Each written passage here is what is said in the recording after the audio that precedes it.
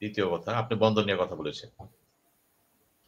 খুব জ্বালাময়ী বক্তব্য রেখেছে মঞ্জু ভাই। মঞ্জু ভাই যে নদী কমিশনের চেয়ারম্যান ছিলেন, তার অনেকগুলো বাস্তব অভিজ্ঞতা আছে এবং তিনি যথেষ্ট অধ্যয়ন করেন, গবেষণাধর্মী মন তার। এই সমস্ত কারণে তিনি পুঙ্খানুপুঙ্খ বিশ্লেষণ করতে পারছেন। আমি যেটা বুঝি যে কোন সরকার যখন ক্ষমতায় আসে, সেটা কেয়ারটেকার হোক, নন কেয়ারটেকার হোক, একটা বিশেষ পরিস্থিতি হোক, তাদের ভিতরে একটা বিশ্বাস জন্ম নেয়, আমি সবই করতে পারি। তবে যেহেতু এটা হুম, কেয়ারটেকার গভর্নমেন্ট না, এটা ইন্টারিম গভর্নমেন্ট। ইন্টারিম গভর্নমেন্ট হলো এর চরিত্র কিন্তু বিশ্লেষণ করা হয়নি। আর্টিকেল 106 এ বলা হয়েছে আপনারা থাকবেন। কতদিন থাকবেন বলা হয় নাই কিন্তু। এখন প্রফেসর ইউনূস ধরেই নিয়েছেন, আমি ততদিনই থাকবো যতদিন সমস্যার সমাধান না হয়। যদি কেয়ারটেকার গভর্নমেন্ট হতো, সমাধান হোক বা না হোক, আপনাকে ৯০ দিনের মধ্যে বিদায় হইতে হবে। সেটা কিন্তু নাই কিন্তু। উনি এখন কি ধরনের কাজ করবেন? উনি কি রুটিন ওয়ার্ক করবেন? না। উনি নীতিগত কাজ করতে পারবেন, রুটিন ওয়ার্ক কাজ করতে পারবেন এবং দেশের স্বার্থে যেটা ভালো মনে হবে সেটাই করতে পারবেন। এখানে তার কোন বাধা নাই কিন্তু। এবং এটা নিয়ে কোর্টও কিন্তু চ্যালেঞ্জ করতে পারবে না।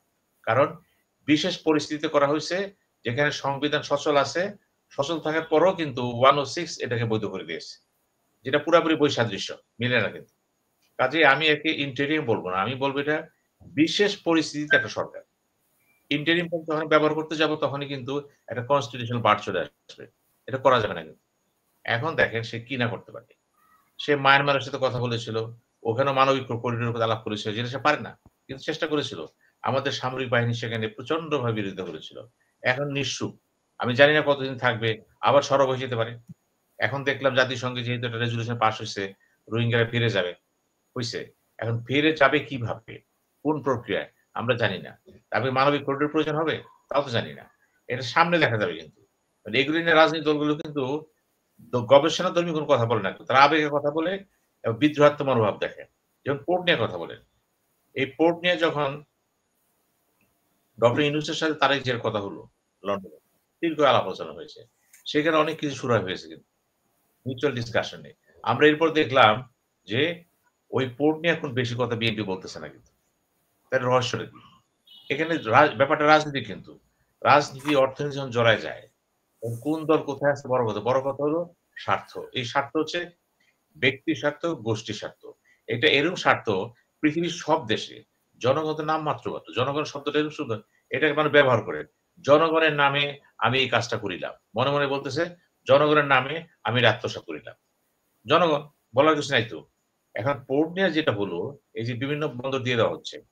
মঞ্জু ভাই বললেন মেজরিটি দেওয়া হবে। কোনটা দেওয়া হয়েছে প্রক্রিয়ার ভিতরে আছে।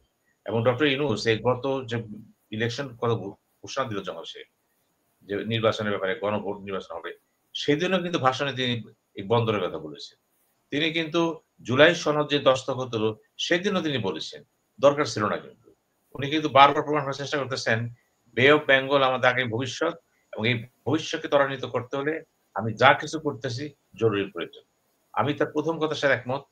বে অফ বেঙ্গল আমাদের জন্য জরুরি এবং প্রচুর সম্পদ এখানে আমাদের আছে। এখানে গ্যাস, তেল, বিভিন্ন মৎস্য বিভিন্ন জিনিস পাওয়া যাবে এখানে। আমরা যদি যেগুলি আহরণ করতে পারি, নিঃসন্দেহে বৈদেশিক চিত্র ঘুরে যাবে। আমাদের অর্থনীতি ঘুরে যাবে কিন্তু। প্রশ্ন হচ্ছে বর্তমান সরকার যে প্রক্রিয়া করতেছে প্রসেস, যেটা মঞ্জু ভাই জোর দিলেন কিন্তু। এই প্রসেসটার সাথে কিন্তু অনেকে দ্বিমত পোষণ করতেছে। রাজনৈতিক দলগুলো কথা বললেও একবার কথা কয় হ্যাঁ, ২ বার কয় না। হয় না কিন্তু। চিটাগং বন্দর নিয়ে যারা জড়িত, তারা সেখানে স্ট্রাইক করতেছে, করতেছে। কিন্তু সবচেয়ে বড় কথা হলো আমির খসরু চিটাগং এর লোক। তার একটা প্রভাব আছে কিন্তু সেখানে। উনিও কিন্তু নিশ্চুপ। কারণ উনার সর্বোচ্চ কমান্ড বলে দিয়েছে, "গো slow. Let us see what is going on." অর্থাৎ তারেক জিয়ার ভাষ্য হলো বিএনপির ভাষ্য। বিএনপির ভাষ্য কিন্তু তারেক জিয়ার ভাষ্য না। সমস্যাটা সেখানে হয়তো। আমাদের দেশের রাজনীতিটা হচ্ছে সবসময় নেতার ভাষ্য দলের ভাষ্য, দলের ভাষ্য নেতার ভাষ্য না। নেতার ভাষ্য জনগণের ভাগ্য। জনগণের ভাগ্য নেতা কিন্তু প্রভাবিত করে না কিন্তু। এই যে বিষয়টা, জুলাই সনদের যে দেখেন, এত কিছু হওয়ার পরও এখনো কিন্তু পরিবর্তন হয়নি কোনো। কোন পরিবর্তন নাই। একটা সনদ পাস করেছেন, সেই সনদে কি বলবেন? গণভোটে যাবেন। গণভোটে যাওয়ার পর আবার সংসদ সেটা করবে। ১ বছর চলে যাবে কিন্তু। ২ বছর যেতে পারে, করে নাই। তাহলে কি করলেন? অর্জনটা কি? অর্জনটা ওইটাই ছিল। যদি করতে পারতেন, জুলাই সনদ যদি গণভোটে নিতে পারতেন আগে, সেটা ছিল সঠিক অর্জন। গণ অভ্যুত্থানের সাথে সম্পর্কযুক্ত। সেটা হয় নাই। হয় নাই বলেই এখানে গোঁজামিল হয়ে গেছে কিন্তু। বিএনপি তো বলছে আমাদের ৩১ দফা আছে। আমরা সেটা আগে দেখব। তারপর আমরা দেখব কি করতে পারি। কারণ প্রত্যেকটা দলেরই তো একটা এজেন্ডা আছে। তার ফরেন পলিসি আছে, ডিফেন্স পলিসি আছে, ইকোনমিক পলিসি আছে, সমুদ্র পলিসি আছে। তিনি দেখবেন তার ভিশন মিশনটা কি। ওই ভিশন মিশনে যদি চলে যান তাহলে জুলাই সনদ থাকে না তো। এখন জুলাই সনদ ধরতে পারেন যে মোটামুটি একটা মোয়া। যদি একসাথে ভোট হয় তাহলে ধরে নেন বর্তমান সংবিধানে হয়তো ভোটটা হচ্ছে। আর বর্তমান সংবিধানে ভোট হলে ওই ঘুরে ফিরে একই হলো। সেই প্রধানমন্ত্রী হবে একজন, সংসদ নেতা হবে সেই ব্যক্তি, দলের নেতা সেই ব্যক্তি। রাষ্ট্রপতি প্রধানমন্ত্রীর ক্ষমতা ভারসাম্য এখন হবে না, পরে ২ বছর পরে। তাহলে এই ২ বছরে যদি কোন কারণে যদি প্রেসিডেন্ট চলে যায়, বর্তমান প্রেসিডেন্ট যাওয়ার সম্ভাবনা বেশি। হয়তোবা তিনি পদত্যাগ করবেন বা তারা বলা হবে নতুন প্রেসিডেন্ট আসবে, সেই প্রেসিডেন্ট কে হবে? সে আরো দুর্বল হবে সে। কারণ তিনি ক্ষমতা নিচ্ছেই দুর্বল হবে সে। এটা তো কথা ছিল না। কথা ছিল এই কনস্টিটিউশন বাস্তবায়ন হবে, জুলাই সনদ হয়ে যাবে, নতুন সংসদ আসবে, বাস্তবায়ন শুরু হয়ে যাবে। গণভোট পার্ট অফ দ্য কনস্টিটিউশন হয়ে যাবে। সেটা হয় নাই কিন্তু। এই যে গোঁজামিলটা, এদিকে জামাতও খুশি, বিএনপিও খুশি, এনসিপি খুশি। প্রফেসর ইউনূস দেখেন, উনি যে বিশ্বমানের ব্যক্তি কিন্তু। উনার খেলা সহজে বুঝতে পারবেন না। নীরব চুপচাপ থাকে, আস্তে, আস্তে কথা বলে, কিন্তু গভীর জলের মাছ। এই যে গভীর জলের মাছ, তারা কয়জন চিনতে পেরেছে? মাহমুদুর মান্না বলেছে, তার সাথে কথা বললে মনে হয় সবই দিয়ে দিল। বাইরে দেখি কিছু দেয়নি। এই যে ব্যাপারটা দেখেন তো। এরকম একটা ব্যক্তিত্ব যখন বসে সবার সামনে, সে চিন্তা করে এরা কারা? এরা কি বুঝে? আমি যা বুঝি, আমি যা জানি, এরা কিছুই জানে না। এরা লেখাপড়াই করে না। জনগণের কাছে নাম কুয়াস্তে আছে। অধিকাংশই চাঁদাবাজ, অধিকাংশ লুটেরা, অধিকাংশ স্মাগলার, অধিকাংশ অর্থ পাচারকারী। উনি তার ধারণাটা কি? ধারণাটা তো নেগেটিভ। ওই নেগেটিভ ধারণাটা যদি মনে করেন এবং তিনি কিন্তু সব দলগুলোকে একটা মোল্ডে নিয়ে আসছেন কিন্তু। বলা হচ্ছে জাতীয় ঐক্যমত্য। হয় নাই তো? ৮৪ এর মধ্যে ৪৮ হয়নি।